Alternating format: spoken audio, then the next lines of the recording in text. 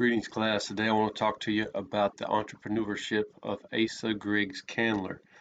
John Pemberton invented Coca-Cola in 1886, and yet he died broke, whereas Candler purchased Coca-Cola from Pemberton in 1887, although it took a few years to sort out the legal issues, and Candler died a millionaire.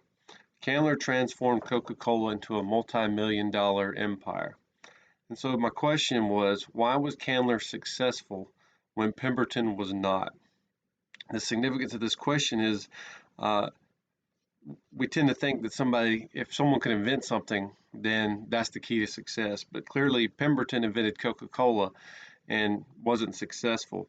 And so the key to this success, this entrepreneurial dream, uh, it could be found in Candler's approach. Whatever Candler did different than Pemberton could explain entrepreneurial success.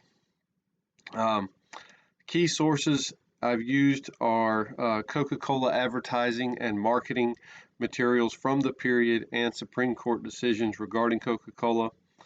And my research methodology is I wanted to look at these sources and see how Candler improved the brand, expanded the brand, and defended the brand. And so the results that I got were that he improved the brand by altering the recipe to make it taste better and to remove controversial substances such as cocaine. Candler essentially transformed Coca-Cola from a medicine, which was only available to people that needed medicine, to a beverage which anyone could enjoy all the time. So he expanded, the market by improving the brand. He also expanded the brand by growing it. Pemberton was just selling Coca-Cola to local stores. Candler expanded that to other cities, other states, and eventually other nations. And he also grew the brand by bottling it. It was initially just a fountain drink, but Candler continued to serve it as a fountain drink, but also as a bottled drink. And he spent large sums of money marketing and advertising that Pemberton never did. He also defended the brand.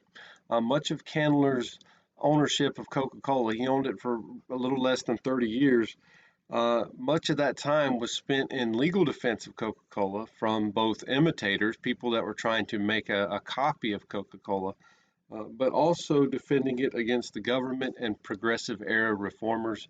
And basically, he had to prove to the world time and time again that Coca-Cola was a safe drink that anybody could enjoy. It wasn't injurious, but it was a drink that people could enjoy, made people feel confident enough to consume it.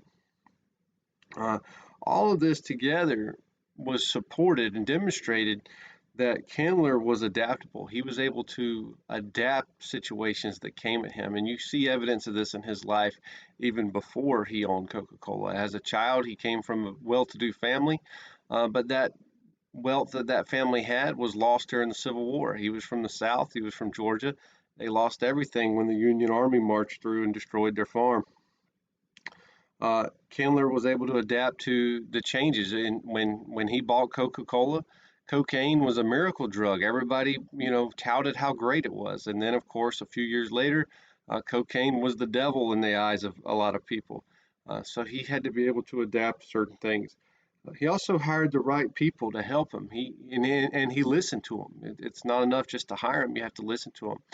He was actually against the idea of bottling Coca-Cola, but one of his people that he hired said, "No, we need to bottle this stuff. We're going to expand our market by bottling it." And that's what he did, and obviously it was successful. He hired the right legal defense. Clearly, I told you guys he spent a lot of time in court. And hiring the right lawyers and willing to pay for those lawyers and trust those lawyers helped him defend the brand and be successful.